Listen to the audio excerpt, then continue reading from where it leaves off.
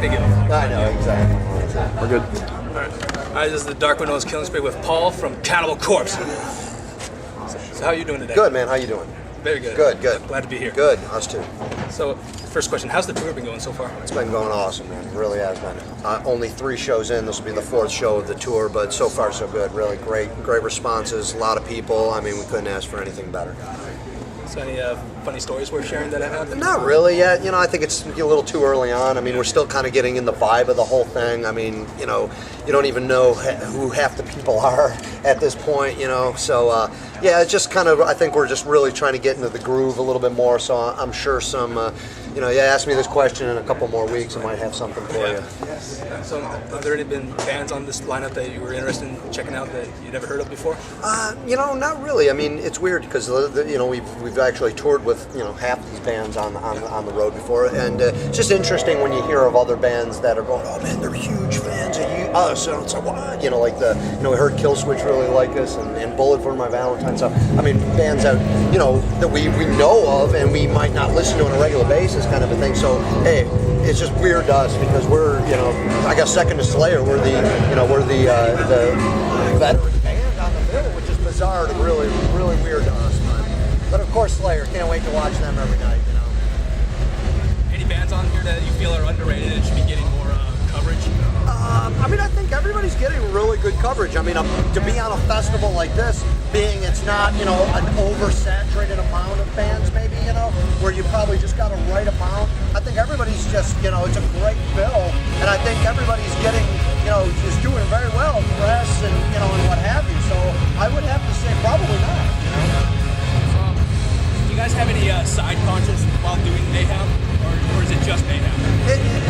It's just Mayhem.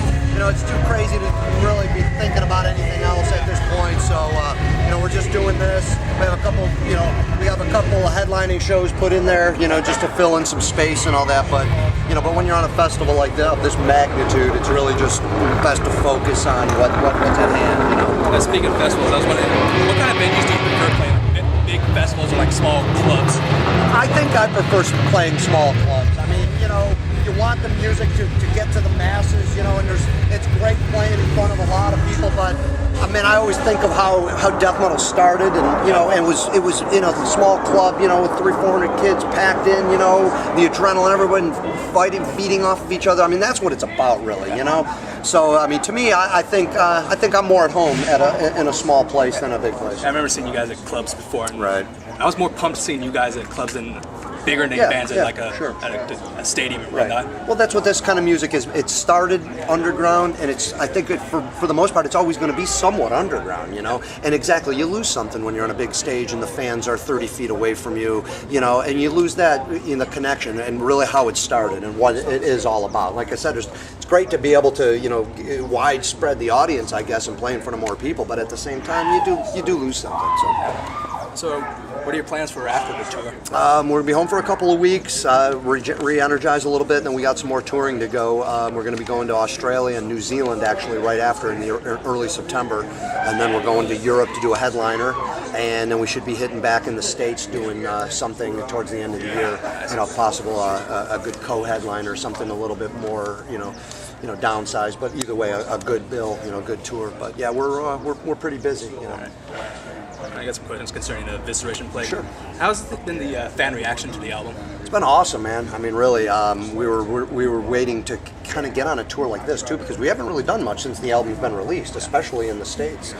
We did that tour a month and a half ago, but it was like secondary markets, and it wasn't a very big tour.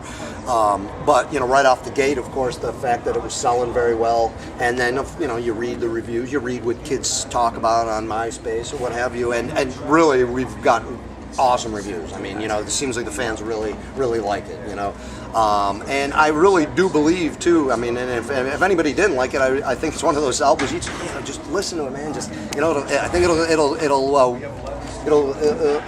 wear on you, kind of a thing, Of all the tracks on the album, which one do you think you did the best on, or was most proud of? If any? Yeah, it's hard to tell. I mean, I was just proud of my song, the song that I wrote for the CD, just the fact that, wow, I'm actually got a song on there that I wrote on guitar and, and all that. So my song, I always have maybe a little extra special, just, knowing that I did the whole thing kind of a thing, which is a little rare for me. So that'd be the song Carrying Sculpted Entity. But it's a tough question to answer, really, because I think all the songs really turned out great, and usually I'm the last one to tell you that I'm happy with, how everything turned out, my playing, whatever, but for once I can say, wow, man, I'm really happy with the, with every aspect of the way it turned out. So have you guys been getting much requests to play songs from Evisceration? A little bit, yeah. I mean, like I said, it's been really weird being finally, that we haven't done much since the album's been out, but we hear the names being rattled here and there, and then you kind of see or hear what people and the fans are talking about, which one might be their more favorite tracks, kind of a thing. But we've been opening with Evisceration, Plague, the song on this tour, and we've been doing it, and it seems to be going over really, really good. So I think we found a good one. And hoping you guys play Shatter Your Bones. Unfortunately, see, that's our dilemma now. We are playing Shatter if we do a headlining set. We're stuck with 8 songs. What do you do, man? 11 albums, 8 songs. We're in such a dilemma with that because we have those staple songs that we have to play, like a Hammer Smashed Face and Stripped, Raped, and Strangled. Well, before you know it, that only gives us a couple of songs that we can rotate or what have you. But when we are doing the headlinings, that we do have Shatter, they're in there. But we feel on this record, if we feel that Evisceration needs to be played, and we're playing Priests of Sodom on Mayhem, just because it's at least it's the title track, kind of a thing, and we feel it is a powerful song. But it's a tough call, man. Like you said, I think we'd go through all the songs. Oh no, we should play that one. We should, before you know it, we just named them all because we really think they're all killer songs and we want to play them all. So that's good though. I'm glad. It's always a good meter to us when the fans say, oh, we should play that. It's not just the one song that you expect them to say all the time. So it makes us feel good. That we're writing some other things other than just the so-called songs that everybody might like. As long as you play Hammer Smash Face. Well, there we go. We're doing that one. We're doing that.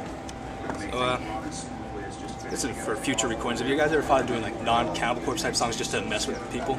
Well, we've done our share of cover tunes, recording and all that. But I think at this point in our game, I mean, we haven't done any live in a long time, and I think we've done some good cover songs over the years. The Possessed, the No Remorse. I mean, we've done some really good ones, and we do hear people, oh, we should play that, and then we think about it. Well, we got 11 albums, and exactly, we're just taking away from an original or two. Which we feel we got some good originals. So we don't have to say so-called rely on a cover song or anything to be our hit or something like that. So maybe you never know. I mean, we haven't thought of it recently, but it's possible. You ever thought of doing a cover album like Hatebreed did recently? It's funny you mention that because me and George were just talking about this in the bus because we did start listening. We were listening to some of our cover songs. It's funny you mentioned this. It was just like 2 days ago, and I'm like, oh, I haven't heard that in a long time. Yeah, let's put this one on. Let's just listening to how we did these covers. We tried to stick true to tempos and all that, and thinking of all the covers we have done over the years, I thought of that. It's like, hey, man, we should just do a cover album. I mean, that was just talk. So I mean, who knows if it'll happen? But it might not be a bad thing. Everyone's done Hatebreed, unless it's Slayer did it. I mean, why not? So we'll see. It's just small talk for now, but it could happen. Max and I were talking about George likes to play World of Warcraft. Right. I guess you were wondering what levels he had. Yeah, I have no idea. Exactly. I am so. Is he spending more time playing that sometimes than writing music? Oh well, yes. I mean, if I've heard that before. If you've heard some interviews, you've seen our DVD and everything, it's not too hard to figure out.